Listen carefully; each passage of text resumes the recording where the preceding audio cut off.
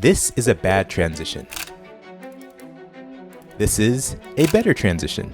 In this video, I'm going to tell you why that's the case, as well as give you a quick tutorial on 10 really cool transitions that you can utilize in your next music video project. How's it going, guys? Josh Olufemii here in beautiful Brisbane, Australia. An interesting rite of passage when you first start doing video editing effects is the concept of transitions. And the purpose that I use transitions is to draw one's attention from one clip to the next clip in a way that's pleasing visually. In this video, we're going to actually be talking about a technique that I've talked about in the past called deflection to transition from one clip to the next clip. So what is deflection? Deflection is a type of transition that allows your eye in the fraction of a second to be actually distracted as it leaves that first clip. After that quick distraction, the eye is immediately led on to the next clip. This distraction is just a clever way to hide the cut and makes the transition seem a lot smoother than a normal hard cut. Soft deflection takes place over a longer period of time, such as this smooth crossfade. Hard deflection, on the other hand, takes place over a short period of time, such as this quick overlay. The specific subcategory of deflection that we'll be covering today is the cross-dissolve transition. Let's jump right in.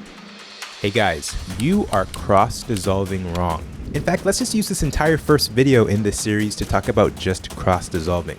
I've actually talked about cross-dissolving in the past, but I want to go a little bit more in detail in this video.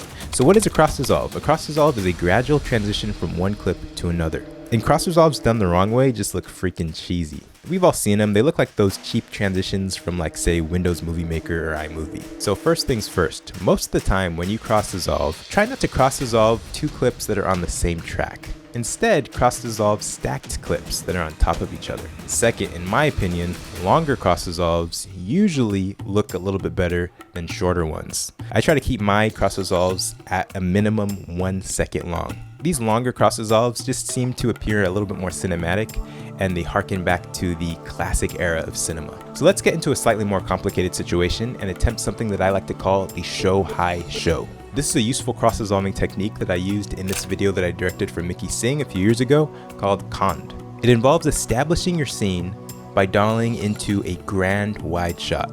We'll call this shot A. We then temporarily hide shot A with shots B and C, with the top clip always having a 50% opacity. We then cross-dissolve out of shots B and C, now revealing a close-up of shot A. This is a great visual instrument that can be used to sneak a quick performance shot or two within a long B-roll shot. The third technique you can try is something called a cropped show-hide show. This is almost identical to the last tip, except the overlaid shots are usually cropped and only cover a portion of shot A. For example, in this shot, when you can see Mickey Singh singing, no pun intended, you can see the overlaying shot of the girl, Dana, only over half of that original shot A base footage. Alright guys, stopping the tutorial just for a sec, we created a CRT pack, and boy was it a pain to make.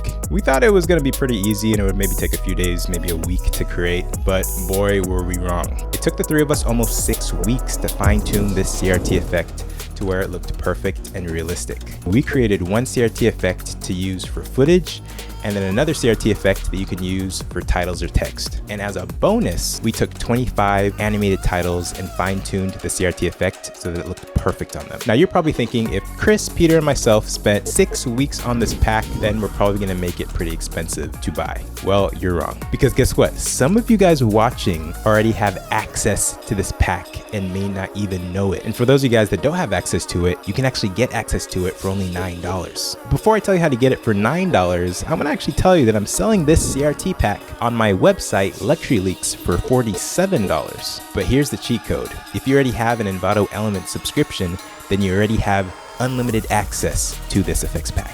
I already know that thousands of you that watch the channel already have an Envato Element subscription, and you can actually download this pack at no extra cost. And if you want access to this pack and you don't want to pay $47, then you can go the Envato Elements route and actually click the link in the description to get your first month for only $9. This will give you access to this easy CRT effects plus titles pack that we've been talking about, as well as unlimited downloads of the entire Envato Elements library. So click in the description and get started today. Guys, the fourth technique we're going to talk about is something called anchored movement. It basically involves placing a more dynamic clip at half opacity over a more static bottom clip. The resulting contrast seems to create an appealing transition that emphasizes the movement in the top clip. The next cross-dissolving technique is something that I like to call lens reflection. It mimics a usually unwanted in-camera optical occurrence when light hits the glass of your lens and causes reflections or glare. This will result in you seeing a flipped or reflected version of clip A on top of clip B for a few frames while the transition occurs. You can do this by duplicating clip A and stretching it over clip B. Then go over to effects and place a horizontal flip on that duplicated clip.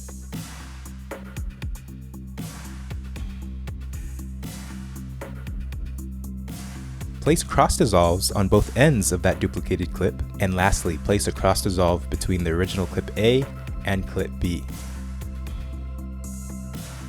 Next we have lens reflection with heat refraction. This mimics the distorted image effect you get in really hot weather on top of the lens reflection effect. Yes, in this case I paired this effect with actual desert footage, but don't feel like such a literal association is needed when using this cross dissolve technique.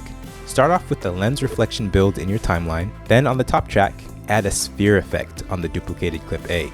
Change the radius of the sphere to 1200 and make sure it covers the entire frame. See how it kind of accentuates that feeling of an in-camera reflection on a curved lens? Now add a wave warp effect to that same clip and expand the wave width to 220 and bring down the wave speed to 0.8. This completes the heated air distortion look. I call the 7th technique overlay for texture. It involves you cross-dissolving a serene clip at say 50% opacity on top of another serene clip to add texture to the shot. This is great for filling in otherwise boring areas of negative space. It's also great for intros and dramatic B-roll moments when it's necessary to introduce multiple narrative moments simultaneously. The 8th technique is called repeated reflections. This transition works best when used with a main subject on a solid background. It again imitates an in-camera lens reflection and in true deflection form distracts your eye just long enough for the next clip to appear. I found the resulting seemingly seamless transition pleasing to the eye and perfect for those fast-paced edits. It's easily created by duplicating shot A, placing it in the track above, reducing the opacity to 50%, moving the position of the clip to the right, then increasing the scale to hide the edges of the clip. Finally, I place a cross dissolve on the end of the clip, and then do this again 2 more times.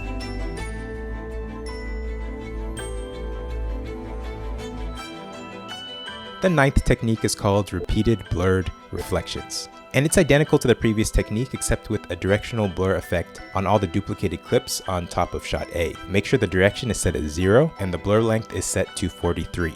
And guys, the 10th technique is called dynamic repeated reflections, and it's very similar to the last 2 examples. It creates more of a dynamic swinging movement with your reflected main footage and can be created by duplicating shot A and placing it in the shot above, reducing the opacity to 50%, then keyframing the clip to move to the right.